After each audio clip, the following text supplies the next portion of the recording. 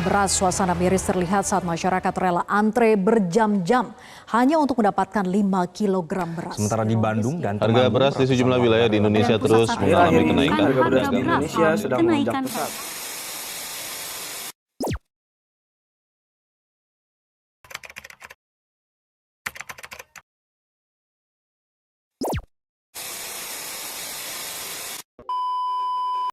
Kemarin baru saja gempar bahwa harga beras naik. Tapi kenapa sih bisa begitu? Presiden kita, Bapak Joko Widodo, baru saja mengumumkan dalam salah satu berita bahwa penyebab kenaikan harga beras dan minimnya stok beras dikarenakan oleh permasalahan iklim. Kenapa harga beras naik? Karena ada perubahan musim. Selain dari itu juga, banyak berita yang menunjukkan berhektar-hektar sawah terendam banjir dan mengakibatkan banyak padi membusuk. Ini di Cirebon, Jawa Barat, banjir melanda 7 kecamatan pada Selasa kemarin dan merendam ratusan hektar area pertanian.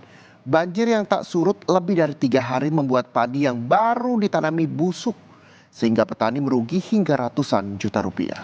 Namun, sudah menjadi sebuah permasalahan yang sering terjadi kalau harga bahan pangan kita naik.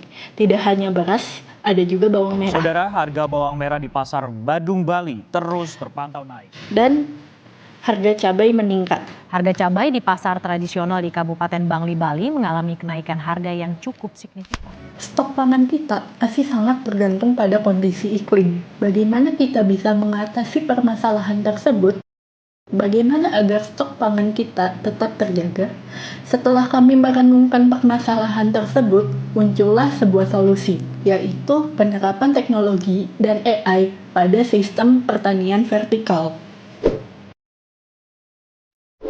Banjir yang melanda tanah subur diikuti oleh kekeringan yang mematikan. Siklus ekstrim ini merusak hasil panen dan mengancam keberlanjutan pertanian.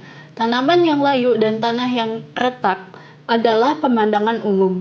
Suhu yang meningkat dan curah hujan yang tidak teratur membuat tanaman kesulitan bertahan hidup. Untuk melawan perubahan iklim dan menyelamatkan masa depan pertanian, inovasi teknologi menjadi sangat krusial. Nah, bagaimana cara AI tersebut bekerja di pertanian?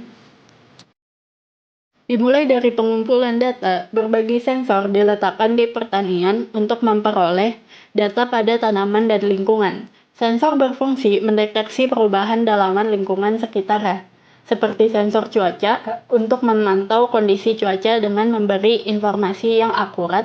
Kemudian, sensor tanah untuk mengukur kadar pH dan nutrisi dalam tanah. Data tersebut diproses dan dianalisis dengan algoritma AI deep learning, sehingga data dan polanya dapat diterima dengan baik.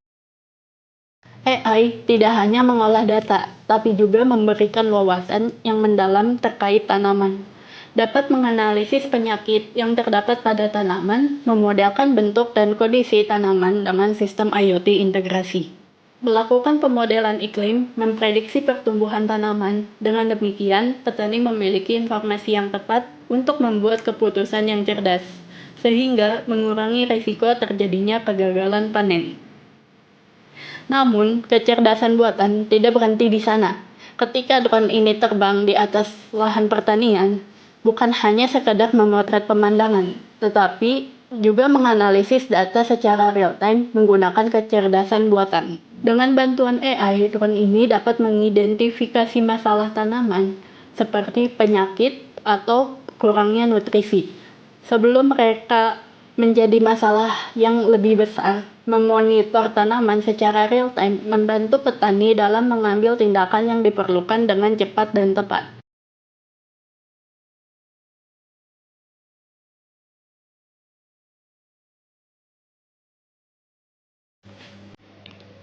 Pemupukan merupakan aspek yang penting dalam pertanian. Perlu memberikan porsi yang sesuai dengan tepat sehingga tanaman dapat tumbuh dengan baik.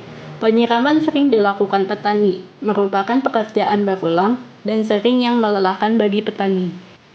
Namun, dengan bantuan kecerdasan buatan, petani dapat melakukan tugas-tugas ini secara otomatis.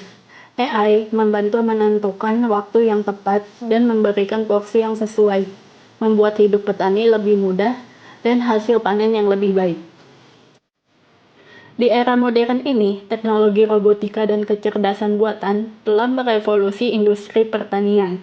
Dengan penggunaan robotika dan AI, proses pertanian menjadi lebih efisiensi dan produktif. Dari penanaman hingga panen, semua dilakukan secara otomatis oleh robot dan AI. Bahkan hingga proses packing hasil panen untuk kemudian didistribusikan kepada konsumen.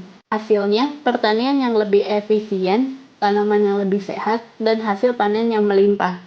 Robot panen merupakan contoh aplikasi robotika di pertanian. Mengambil apel dapat dilakukan oleh drone secara otomatis. Dengan bantuan kecerdasan buatan sistem dapat menganalisis gambar buah. Bahkan hanya memetik buah yang matang, tetapi mengetahui juga kandungan gulanya dan kemungkinan adanya penyakit, hasilnya produktivitas dan efektivitas pertanian meningkat. Selain itu, AI juga memainkan peran penting dalam pengembangan varietas tanaman yang lebih unggul. Tidak hanya sebagai alat untuk memecah masalah kompleks, AI juga telah menjadi mitra tak tergantikan bagi para ilmuwan pertanian.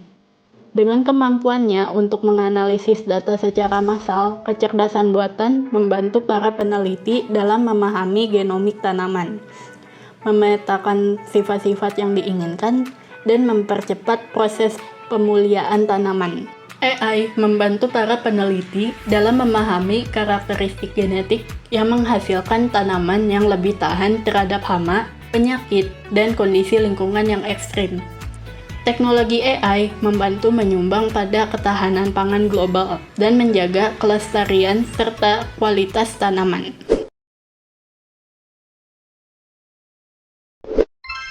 Untuk itulah, penggunaan AI pada pertanian vertikal dapat menjadi solusi dalam permasalahan ketahanan pangan. Dengan mengubah sistem pertanian dari kontrol lingkungan manual menjadi sistem otomatis yang adaptif, kita dapat menjaga kualitas dan kuantitas pangan selalu terjaga, meningkatkan produktivitas, mengurangi biaya, dan menjaga keberlanjutan lingkungan. Serta penerapan AI dalam bidang pertanian diprediksi akan mengalami pertumbuhan yang signifikan dalam beberapa tahun yang mendatang. Dari 1,7 miliar US dollar pada tahun 2023 menjadi 4,7 miliar US dollar pada tahun 2028. Namun, dengan penggunaan AI ini tidak berarti petani Indonesia menjadi tidak diperlukan. VOA menjelaskan bahwa dalam konteks alam, termasuk tanaman budidaya, itu punya karakteristik tersendiri. Tantangannya berbeda. Modifikasi rekayasa iklimnya pun berbeda. Variabilitas dalam hasil penelitian menunjukkan perlunya metodologi standar untuk memastikan reproduktivitas dan kompatibilitas hasil. Petani tetap memegang peran penting dalam mengawasi dan mengelola operasi pertanian. Namun, bukan hal mudah untuk membawa teknologi ke para petani di Indonesia. Generasi muda yang seharusnya mampu menjadi kesatria pangan Indonesia justru enggan untuk terjun di sektor pertanian. Teknologi terbukti dapat memberikan dampak positif pada sektor pertanian dan ketahanan pangan di Indonesia. Dengan teknologi, kita dapat mengurangi dampak-dampak seperti tadi membusuk karena kebanjiran, faktor iklim yang tidak mendukung, sehingga kita tidak perlu khawatir lagi dengan harga beras naik, harga bawang naik, ataupun harga kebutuhan pokok pangan lainnya yang naik. Namun, perubahan ini semua tetaplah kita yang harus memulainya. Kami siap untuk berinovasi. Apakah kalian siap?